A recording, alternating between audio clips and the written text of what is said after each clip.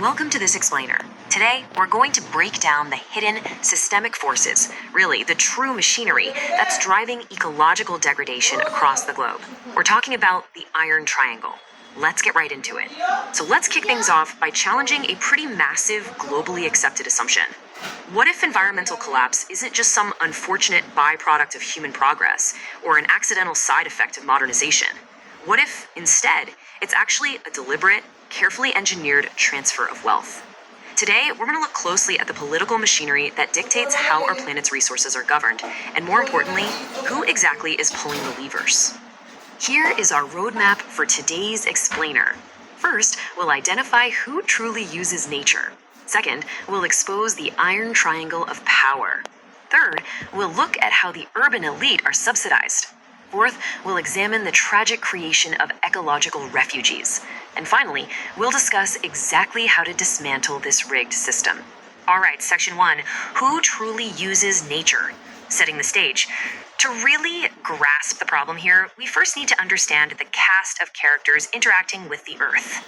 Ecologists Madhav Gadgil and Ramachandra Guha suggest something really fascinating. They say, forget traditional economic classes for a minute, and let's look at ecological classes instead. On one side, we have the ecosystem people. These are rural populations, small farmers, people whose very survival depends entirely on their immediate natural surroundings. If a local forest is cleared, they lose their livelihood overnight. But on the flip side, we have the omnivores, or biosphere people. These are the urban elites and industrialists. They have this incredible power to capture resources globally. Because they can source electricity or goods from hundreds, even thousands of miles away, they are completely shielded from the local devastation they cause. If one resource dries up, no problem, they just buy another. Moving on to section 2, the Iron Triangle of Power. The reveal.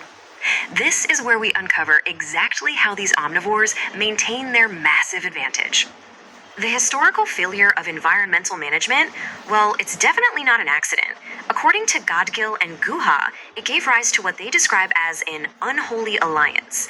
This is a system that actively dictates environmental policy to serve a very narrow elite, systematically bypassing the true needs of the masses. So, this alliance operates as an iron triangle of power, and it's built on 3 distinct pillars. First up, the industrial beneficiaries. These are the large-scale industries demanding cheap, heavily subsidized resources. Second, you have the state bureaucrats.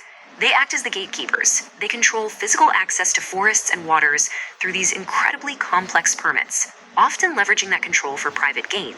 And finally, the politicians. They provide the legal cover, the framework, to keep the whole machine running smoothly, usually in exchange for financial backing.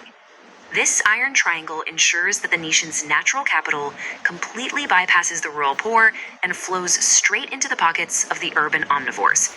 Section 3, subsidizing the urban elite, the mechanism of distorted value.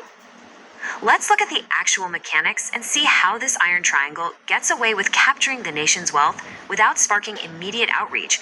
The absolute secret weapon of the Iron Triangle is massive state-sponsored subsidies. By practically giving resources away to extractive industries, the state artificially hides the true cost of nature.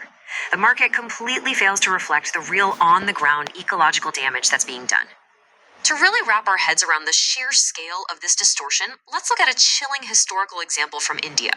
Back in 1958, a paper mill in Karnataka was granted access to state bamboo. Their price? A ridiculously low 1.50 rupees per ton, literally practically free. Meanwhile, local basket weavers, the ecosystem people whose actual lives depended on that bamboo, were forced to pay a crushing 3,000 rupees on the open market for the exact same resource. Let that sink in for a second. This creates just a massive systemic injustice. Because industrial mills pay virtually nothing, they are actively encouraged to consume wastefully. Think about it. Why bother conserving a forest when it's practically free and you know you can just pack up and move on when it's empty? Meanwhile, local artisans, paying exorbitant prices, are completely priced out of their ancestral resources, even though they're the ones practicing careful, sustainable usage. The Iron Triangle essentially uses the power of the state to rob local communities just to subsidize urban lifestyles. This brings us to Section 4, creating ecological refugees, the fallout. Because we really have to ask what happens to the ecosystem people when the omnivores consume everything and move on. Well, the fallout is devastating. They are transformed into ecological refugees. This is a tragic class of people who have been physically uprooted by the processes of destructive development. For instance, when a massive project, like the Sardar Sarovar Dam, is constructed, it primarily serves the energy and water needs of urban centers. But the direct consequence? The complete submergence of homes and fields for tens of thousands of tribal people. It literally turns self sufficient ecosystem people into refugees overnight. The human cost of this systemic capture is staggering. Communities completely lose their ancestral lands and waters, often with wildly inadequate or honestly non existent compensation. And with that land, deep traditional folk knowledge about local biodiversity is just permanently erased. Ultimately, these communities are forced into a migration they never asked for, ending up pushed to the absolute margins of prosperity in crowded urban shantytowns. It really proves that environmental degradation is, at its core, a social justice issue. Finally, Section 5, dismantling the rigged system, the resolution. So, how on earth do we actually break this iron triangle and shift toward what Gadgil and Guha call an economy of permanence? We have to fundamentally transition from a money economy of destruction to a life economy of renewal. First, we need to shift taxes away from labor and place them directly on material throughput and waste, essentially forcing the omnivore class to pay the real ecological price. Second, we must stop counting the natural depletion of forests and waters as economic growth. It's just not. Third, power must be decentralized. We need to strip the wasteful state apparatus of its top-down control and empower local grassroots communities to steward their own lands. And finally, conservation models absolutely must integrate human livelihoods rather than violently displacing them.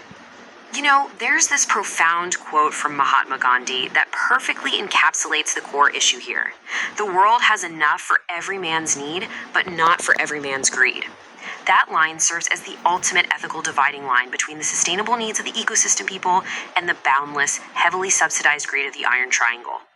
So, I'm going to leave you with this final thought to investigate in your own communities. True sustainability doesn't start with a new top-down mandate or some magic piece of technology. It begins when we recognize the hidden mechanics of environmental capture, when we actively work to dismantle the Iron Triangle in our own backyards, and when we demand real equity in how our planet is governed. Thank you so much for joining me for this explainer, and keep questioning the systems around you.